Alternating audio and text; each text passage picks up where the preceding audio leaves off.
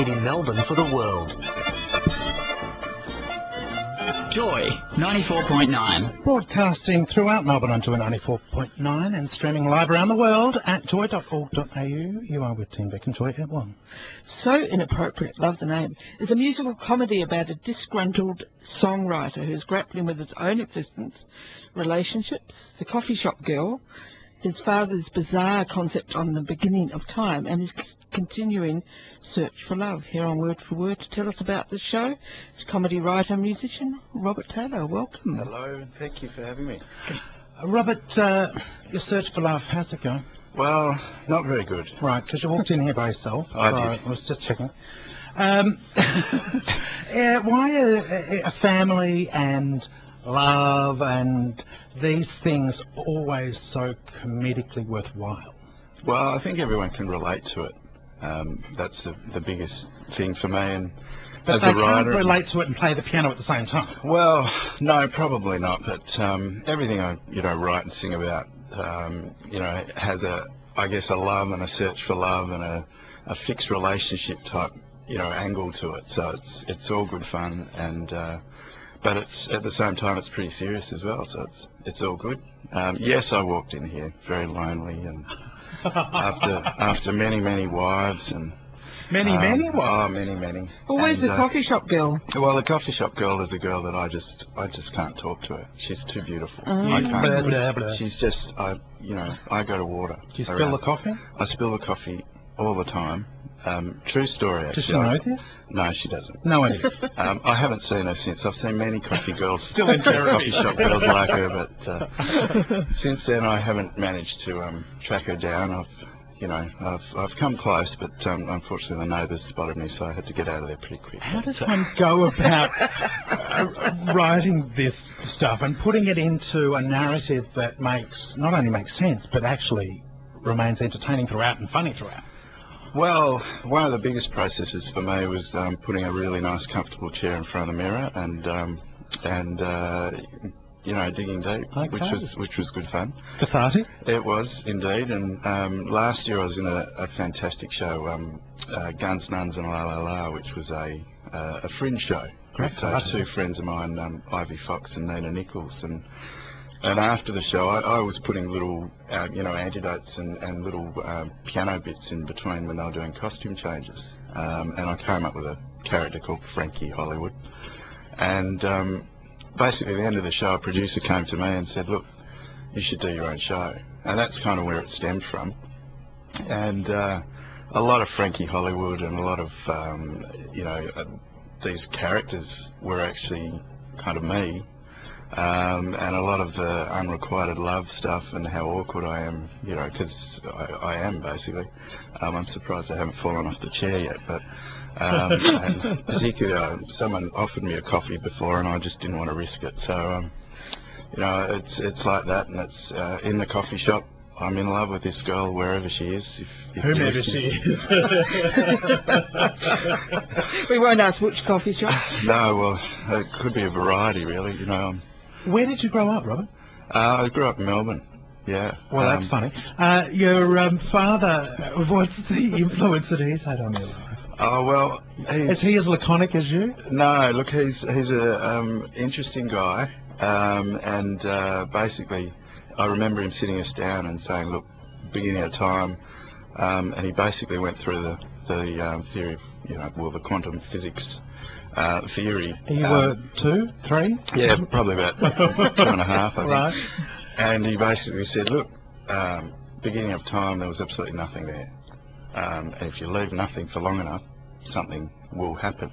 And I took a long, hard look at this theory and thought, well, maybe I've wasted my time trying to get out of bed in the morning, and I should have just done nothing for my life. Because something would have happened. Exactly, and which is why I'm so excited about the coffee shop girl, because we have nothing. So eventually something's likely to come out of it. But Dad had this theory, and he loved telling us about it. In the meantime, you had wives to fill in those days. Well, or yes, ex-wives, unfortunately. And well, yes, and now I'm awkward with girls and anyone really. It's not polygamy if you have one at a time. Oh well. Yes, well the second one I'm not quite sure where she is. The first one, well, yeah, that was interesting stuff. But yeah, look, I made a lot of mistakes, and that's all in the show. All good content. All great content, and a lot of fun. And I take a big dig at myself and a big dig at people that I guess they look for other people to blame for things that happen, and they don't. It takes a long time to look at yourself and go, hey, well, maybe it's not all them. Of course it is, but no. So is there material for another few shows?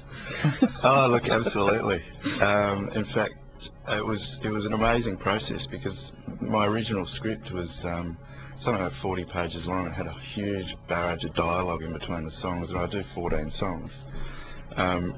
And all That's piano solid. based, Yeah. all acoustic, and I go through every genre from classical to funk to rock and roll to reggae to absolutely everything. And I took my script very nervously to my brother, who's a fantastic script editor, just a bit of a genius. And has worked all around the world and on many great shows as well. And he took it and loved the gags and it loved the way it flowed, and just put an edge to it that was just brilliant. So and here we are, opening next Friday night. The process, as you described it, with a script is something that we don't really acknowledge, that it is scripted. It has to be for you to get all of the bits in a consecutive order that actually makes sense at the end. Absolutely. If you don't do that and you ad-lib too much, you might end up in a place that you never really meant to go. So I find that interesting that you're and lucky that you've got a brother that not only knows the context of the content, but yeah, that must have been a hard process. Yeah, well, it was, and the way I've designed it is there's really a lead-in and a lead-in line and a lead-out line from songs, and there's gags throughout, but it is ad-lib. That's the way I've always done things. Even I've done a lot of public speaking, all that sort of stuff, and I've always found that if you just sort of feed off the audience, and I'm hoping people come back and see it a couple of times, and what's going to happen is they'll basically get the same content in the music, but again, because there's no backings, it's just me on a piano and a stage piano, so I play all the funky 70s sounds and all that sort of stuff. What you get is a show that's unique to the night, and the energy in the theatre, and how many people are there, and all. Of course, it'll be full, but Chock-a-block. And Coffee shop bill. yes, well, I'm a bit concerned the ex-wives are going to turn up and then I'm a real show. Well, that'll fill the bump. Now, Robert, are you a musician or a comedian? Well, I'm a musician. I went through the Victorian College of the Arts, and I originally was a trumpet player. Always played piano. My grandfather, Jack Fraser, who was a brilliant jazz pianist, taught me piano. Handy to have. Very handy. And my nana was an opera singer.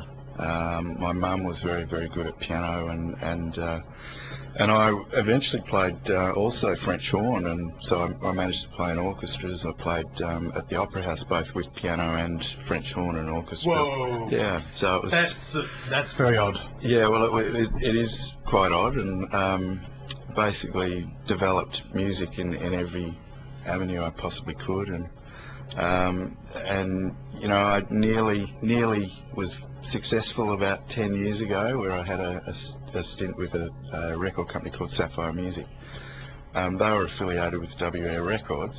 And when you say nearly successful, in your own French horn CD? No, or? I had my own act. It was an 8-piece, and I used a 6'7" grand piano on stage, and an opera singer and violins, and wow. We had a big screen at the back that was shooting our own film that we'd produced.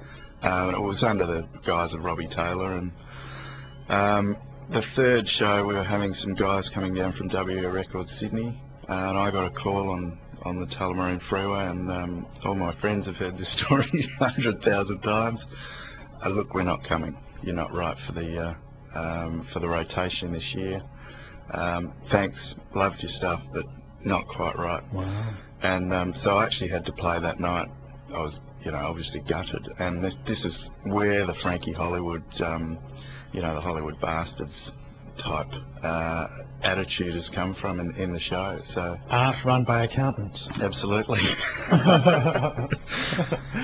Well, I'm glad you've chosen the piano to accompany you, because it's very hard to do comedy with a trumpet in your mouth or a horn. So that's all very handy. Now, Robert Taylor's show, So Inappropriate, starts July 15, goes through to the 24th. It's on at Chapel Off Chapel. We all know where that is. You can check out chapeloffchapel.com.au for more information. Robert Taylor, thank you for joining us today. Oh, thanks for having me.